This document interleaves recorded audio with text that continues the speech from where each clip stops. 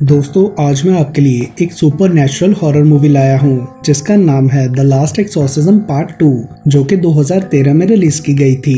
ये film the last exorcism का sequel है जिसे मैंने अपनी लास्ट वीडियो में एक्सप्लेन किया था। अगर आपने इसका पार्ट 1 अभी तक नहीं देखा तो लिंक डिस्क्रिप्शन में मिल जाएगा।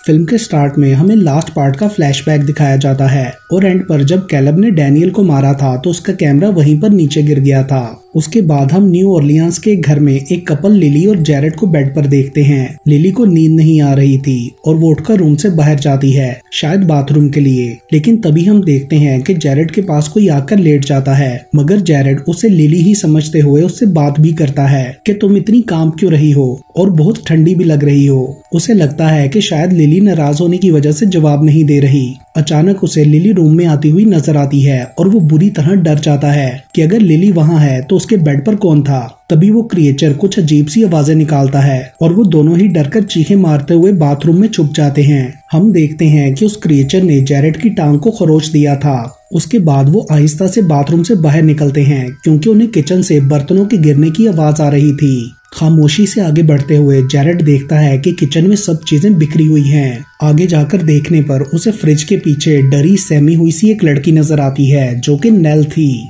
यानी कि वो किसी तरह लुइसियाना से यहाँ पहुंच गई थी। लेकिन कैसे? क्योंकि लुइसियाना से न्यू ऑरलियंस का डिस्टेंस 158 माइल्स का था। नेल की आइज फुल डिमोनिक हो रही थी। अगले सीन में हम नेल को हॉस्पिटल में देखते हैं। डॉक्टर उससे पूछता है कि क्या तुम कल्ट से भागी हो? वहाँ जंगल में क्या हुआ था? तुम्हारा नाम क्या है? तुम्हारे साथ ये सब किसने किया? मगर नेल आगे से कोई जवाब नहीं देती, जिस वजह से डॉक्टर को लगता है कि शायद वो किसी वजह से सदमे में है। उसके बाद एक नर्स सेसिल नेल को नहलाती है और वो किसी वजह से नेल के कुछ बाल काटकर अपने पास भी रख लेती है। तभी अचानक रेडियो में से नेल को कॉटन की आवाज आती है और उसे एक फ्लैशबैक दिखाई देता है जिससे वो बुरी तरह डरकर कांपते हुए कहती है कि वो हम सबको मार डालेगा। अगले सीन में नेल डॉक्टर के सामने बैठी होती है और पूछती है कि क्या मैं मर चुकी हूँ, जिस पर डॉक्टर उसे बताता है कि तुम न्यू ऑरलियंस के एक हॉस्पिटल में हो और जिस जगह से तुम आई हो वहाँ आग लगने से तुम्हारे अलावा बाकी सब मारे गए थे।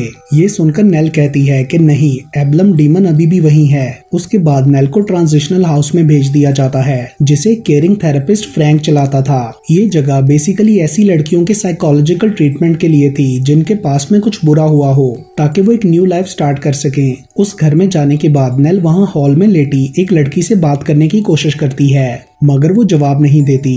फ्रैंक उससे कहता है कि मैं डीमंस पर बिलीव नहीं करता और तुम जिस चीज से भाग रही हो वो यहाँ तुम तक नहीं आ सकेगा। वो नेल को एक होली क्रॉस का पेंडेंट भी देता है जो उसके लिए किसी ने भिजवाया था और कहता है कि इसे पहनना है या नहीं ये तुम्हारा अपना डिसीजन है। लेकिन नेल उसे नहीं पहनती और अपने पास रख लेती है। फ्रैंक के जाने के बाद वहाँ नेल की रूममेट ग्वेन आती है जो उसे रिलैक्स फील करवाने की कोशिश करती है। नेल भी उसके साथ बात कर काफी खुश हो गई थी। अगले दिन फ्रैंक सब लड़कियों को अपने पास्ट के किसी ऐसे इंसान के बारे में लिखने के लिए कहता है जिसने उन्हें हर्ट किया हो। तो नेल लिखती है कि डियर एब्लम, मुझे पता है कि तुम रियल में नहीं हो। शायद उसे सदमे की वजह से ऐसा लग रहा था। अब नेल को वहाँ रहते हुए 2 महीने गुजर चुके थे और फ्रैंक उसे बताता है कि तुम काफी इम्प्रूव कर चुकी हो। उसने एक होटल में हाउसमेड की जॉब भी स्टार्ट कर दी थी जहाँ पर बेवरली उसकी बॉस थी। वो फ्रैंक को अपने जॉब एक्सपीरियंस के बारे में बताती है। नेल ये भी बताती है कि उसे अब नाइटमेयर्स नहीं आते और उसकी वहाँ पर रहने वाली दूसरी लड़कियों से भी अच्छी दोस्ती हो गई थी। वो ये भी कहती है कि मेरी लाइफ से डार्कनेस खत्म हो गई है और मैं समझ चुकी हूँ कि डीमंस रियल में नहीं होते। अगले सीन में ग्वेन नेल को लिपस्टिक लगाती है और फिर वो दोनों अपनी फ्रेंड्स डेफनी और मोनिक के साथ मैडी ग्रास परेड फेस्टिवल देखने के लिए जाती हैं। रास्ते में उन्हें एक लड़का क्रिस मिलता है जो कि नेल के साथ होटल में काम करता था और उन दोनों को ही एक दूसरे पर क्रश था। फेस्टिवल में पहुंचकर नेल काफी स्ट्रेंज चीजों को नोटिस करती है। उधर काफी सारे मास्क वाले लोग थे जो कि उसी को देख रहे थे। वो एक ह्यूमन स्टैचू के पास रुकती है जो उससे कहता है कि तुम्हें मिस किया गया है। ये सुनकर वो काफी डर जाती है। इनफैक्ट नेल को ऐसा भी लगता है कि वो स्टैचू उसका पीछा कर रहा है। उधर से वापसी पर नेल को अपने फादर लुइस की स्पिरिट भी नजर आती है। ये सब उसे काफी अजीब लग रहा था। रात को सोते हुए नेल अपना हाथ अपने मुंह पर फेरने लगती है और ख्वाब में उसे वही टाइम याद आता है जब वो आयरस को सेड्यूस कर रही थी। अचानक से एक डिमोनिक विजन से डरकर उसकी आंख खुल जाती है जिसके बाद वो वॉशरूम जाती है जहां उसके पास हमें फ्लाइज नजर आती हैं जो कि शायद डीमन के होने का सिंबल था। उसके बाद अपने रूम में वापस जाते हुए वो एक लड़की स्टेफनी को देखती है जिसकी बॉडी अजीब तरह से स्ट्रेच्ड होती है और वो डिमोनिकली नेल का नाम लेती है। ये देखकर नेल बुरी तरह डरकर चीखने लगती है। आवाज सुनकर बाकी सब लड़कियां और फ्रैंक वहां आ जाते हैं। तभी स्टेफनी को सीजर्स आने लगते हैं और उसके मुंह से झाग भी निकलता है। लेकिन ग्वेन उसकी ऐसी हालत देखकर खुश हो रही थी, जो कि थोड़ा अजीब था। अगले दिन काम पर जाते हुए रास्ते में एक डॉग नेल को देखकर जोर जोर से भौंकने लगता है। इन सब हिंट्स को देखकर ऐसा लग रहा था जैसे एब्लम अब दोबारा उसकी जिंदगी में वापस आ गया है। होटल में क्रिस नेल से कहता है कि काम के बाद तुम्हारे लिए एक सरप्राइज है। ये सुनकर नेल बहुत खुश हो जाती है। देन एक रूम की सफाई करते हुए नेल को रेडियो में बार बार कॉटन की आवाज आती है, जो कह रहा था कि वो जानता है कि तुम कहाँ हो। और तभी हमें उसके पीछे डीमन का साया नजर आता है। उसके बाद क्रिस नेल को अपने साथ जू लेकर जाता है और उससे पूछता है कि क्या तुम सिंगल हो, जिस पर नेल उसे बताती है कि मैं प्रेग्नेंट थी और मेरे बच्चे को वो ले गया। ये सुनकर क्रिस काफी अजीब रिएक्ट करता है, तो नेल इस बात को मजाक में उड़ा देती है। और फिर वो दोनों करीब आने ही वाले होते हैं कि तभी एक मॉन्की की आवाज से डिस्ट्रैक्ट हो जाते हैं। रात को नेल के लिए किसी लड़के की कॉल आती है और उसे लगता है कि क्रिस होगा, लेकिन फोन अटेंड करने पर किसी बच्चे के रोने की आवाज आती है, तो नेल घबराकर फोन रख देती है। देन फोन दोबारा रिंग होता है और अब की बार अटेंड करने पर डीमन उससे कहता है कि मैं तुम्हारे अंदर आना चाहता हूँ। तो नेल दोबारा डरकर फोन रख देती है और लाइन भी डिस्कनेक्ट करती है, मगर वो फिर भी रिंग हो रहा था, तो नेल डरकर वहां से भाग जाती है। रात को सोते हुए नेल की अपने डैड की आवाज से आंख खुलती है, जो कि सामने सोफे पर बैठे थे। वो उससे कहते हैं कि एब्लम तुम्हारे लिए आ रहा है, जो तुम्हें सेड्यूस करेगा, मगर तुम्हें उससे बचना है। ये सुनकर नेल जल्दी से लाइट ऑन करती है, तो लुइस की स्पिरिट वहां से गायब हो जाती है। अगले दिन होटल में क्रिस नेल से कहता है कि मैंने रात को कॉल की थी, मगर तुमने पिक ही नहीं की। जिस पर नेल इमोशनल होते हुए कहती है कि मेरे साथ सब गलत है। और फिर वो दोनों एक दूसरे के करीब आ जाते हैं, जिससे नेल का मूड काफी अच्छा हो जाता है। देन एक रूम में सफाई करते हुए नेल को साथ वाले रूम से किसी के इंटीमेट होने की आवाज आती है, तो वो दीवार के पास कान लगाकर गौर से उन आवाजों को सुनने लगती है। मतलब वो सिडक्शन की तरफ मोल्ड हो रही थी। तभी हम वहाँ एब्लम डीमन का साया देखते हैं और दीवार के ऊपर भी कुछ ब्लैक साया। मतलब ये सब एब्लम का काम था ताकि नेल सेड्यूस हो और उसकी थॉट्स खराब होने लगे।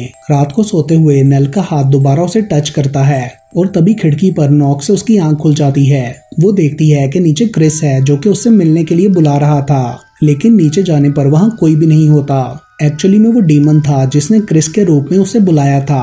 अचानक झाड़ियों के पीछे से नेल को डिमोनिक आवाज आती है कि वी आर नॉट क्रिस, जिसे सुनकर नेल भागते हुए घर के अंदर चली जाती है, जहां उसे लुइस नजर आता है। वो उससे कहता है कि डीमन के सेड्यूस करने से पहले मुझे तुम्हें बचाना है। मुझे उस प्रीचर पर ट्रस्ट नहीं करना चाहिए था, जो कि डीमन को तुम्हारे अंदर से निकाल ही नहीं सका, लेकिन अब मैं खुद उसे रोकूंगा। ये कहकर वो गन से नेल को मारने लगता है, मगर तभी ग्वेन वहां आकर लुइस के सर पर कुछ मार देती है। उसकी आईज फुल ब्लैक थी। वो नेल से कहती है कि तुम सिर्फ उसकी हो, यानी कि डीमन की, और फिर वो दरवाजा बंद करके लुइस को मारने लगती है। ये सब देखकर नेल गुस्से से चिल्लाती है स्टॉप इट, और उसी वक्त सब रुक जाता है।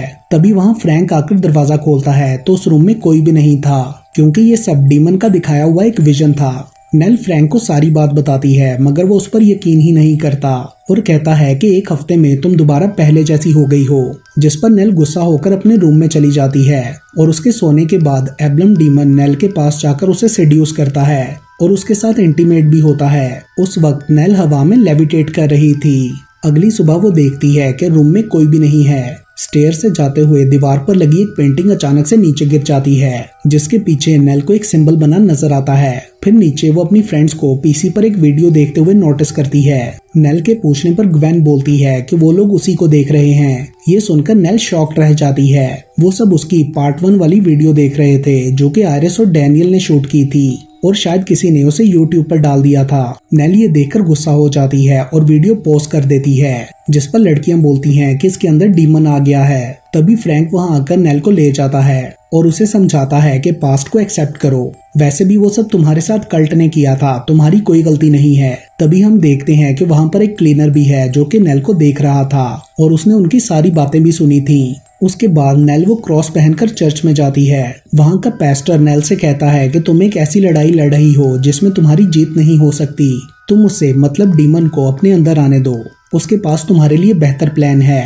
तभी अचानक से उस पैस्टर की शक्ल डिमोनिक होने लगती है और विंडोज पर भी काले साए नजर आते हैं। नेल घबराकर वहां से भाग आती है। बाहर निकलकर वो देखती है कि उधर बहुत से रेवन बर्ड्स मरे हुए हैं, जो कि डीमन के आसपास होने का इशारा था। उसके बाद रास्ते में नेल को एक आदमी सेल्फी लेने के लिए कहता है जो कि उसकी वीडियो से इंस्पायर्ड था, लेकिन फोटो लेने पर उस आदमी का फेस डिस्टॉर्टेड नजर आता है। तो वो दोबारा फोटो लेने का कहता है, मगर नेल मना कर देती है और फिर उस आदमी के ज्यादा जिद करने पर अचानक से वो नीचे गिर जाता है और उसे स्टेफनी की तरह खतरनाक सीजर्स आने लगते हैं। ये देखकर नेल बुरी तरह घबरा जाती है, लेकिन तभी वो नर्स सेसल वहां आकर नेल को अपने साथ ले जाती है और बताती है कि मैं एक secret society the order of the right hand की मेंबर हूँ। हमने तुम पर हॉस्पिटल के टाइम से नजर रखी हुई थी। हमारी सोसाइटी सैटर्न के खिलाफ काम करती है और हम तुम्हें डीमन से प्रोटेक्ट करना चाहते हैं। सेसल ने नेल के बाल भी इसी मकसद के लिए काटे थे।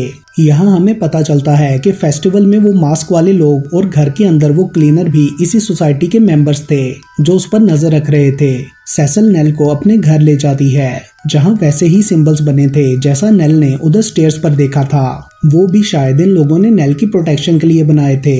उसके बाद सेसल एक रिचुअल करके उस डीमन के बारे में पता लगाने की कोशिश करती है। वो टेलीपैथी के थ्रू ये जानना चाहती थी कि पहली बार उस डीमन का नेल से कॉन्टेक्ट कैसे हुआ था, लेकिन तभी वो डीमन वहां आकर सेसल को ऐसा करने से रोकता है। वो नेल को चॉक कर देता है और सब प्रोटेक्शन सिंबल्स ब्लैक हो जाते हैं। अचानक से लाइट भी बंद हो जाती है और फिर लाइट आने पर सेसल देखती है कि बहुत सारे चाकू उसकी तरफ पॉइंट हुए थे, लेकिन डीमन वहां से चला जाता है। यहाँ हम देखते हैं कि पूरे शहर के अंदर बने हुए प्रोटेक्टिव सिंबल्स जलकर काले हो गए थे।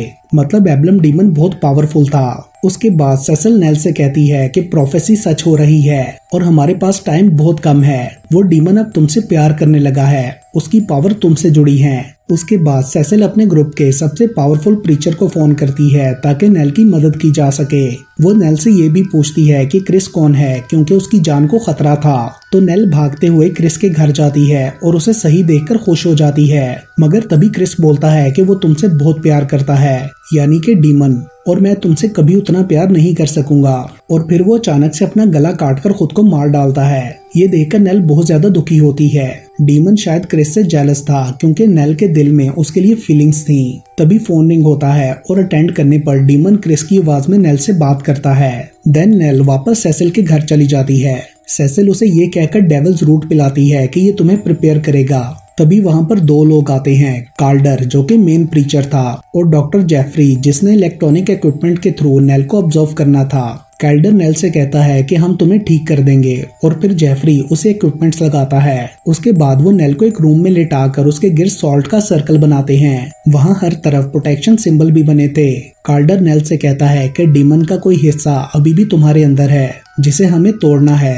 नेल डीमन से प्रेग्नेंट हुई थी, शायद इसलिए कार्डर ने ऐसा कहा था। उसके बाद वो नेल को वायर्स के थ्रू मशीन से कनेक्ट करके बांध देते हैं। उनका प्लान था कि वो नेल के थ्रू डीमन को बुलाकर एक चिकन में ट्रांसफर करके उसे मार डालेंगे और नेल फ्री हो जाएगी। नेल को स्लाइन और होली वाटर की ड्रिप भी लगाई जाती है ताकि डीमन का होल्ड उस पर कम हो। सेसल उसके पेट पर क्रोआटोआ वर्ड भी लिखती है। नेल बहुत ज्यादा डरी हुई थी, जिस पर सेसल उसे तसल्ली देती है। देन वो लोग रिचुअल के थ्रू एब्लम डीमन को वहां पर बुलाते हैं, लेकिन एब्लम उनके रिचुअल खत्म करने से पहले ही वहां पर आ जाता है। उसने मास्क लगा रखा था और वो सिर्फ नेल को दिखाई दे रहा था। उसके मास्क उतारने पर नेल देखती है कि वो उसकी अपनी शक्ल है। डीमन बहुत ज्यादा स्ट्रॉन्ग था और उनके रिचुअल का उस पर कोई असर नहीं हो रहा था। वो किसी सूरत नेल को छोड़ने के लिए तैयार नहीं था। उनका रिचुअल काम नहीं करता और वो सब बुरी तरह डर जाते हैं। डीमन को रोकने के लिए वो नेल को मॉर्फिन की डोज देकर मारने की कोशिश करते हैं, जिसके बाद डीमन लुइस के रूप में नेल के सामने आकर उसे बताता है कि इन्होंने तुम्हें मारने के लिए मॉर्फिन का इंजेक्शन लगाया है।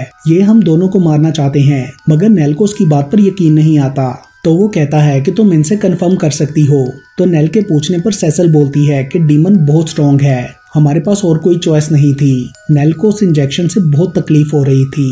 तभी डीमन क्रिस के रूप में उसके सामने आकर कहता है कि मेरे अलावा तुम्हारे साथ कोई भी नहीं है, मेरे पास आ जाओ। और फिर वो नेल के ही रूप में अपना हाथ उसकी तरफ बढ़ाता है। उस वक्त नेल की पल्स भी रुक जाती है और उन्हें लगता है कि वो मर गई है, लेकिन तभी वो अचानक से उठकर एब्लम का हाथ पकड़ लेती है और यहाँ उसके अंदर एंटी क्राइस्ट जन्म ले लेता है। देन नेल उन तीनों को मार डालती है। यहाँ हम डीमन की लाउड रोर्स को भी सुनते हैं। नेल वहाँ से सीधा उस ट्रांजिशनल हाउस में जाती है जहां फ्रैंक किसी से फोन पर नेल को ढूंढने के लिए कह रहा था। नेल वहां पर ग्वेन के पास जाकर उसे लिक करती है। उसके बाद वो फ्रैंक के ऑफिस में जाती है और उससे कहती है कि मैं जान गई हूँ कि मैं क्या हूँ और मुझे क्या होना चाहिए था।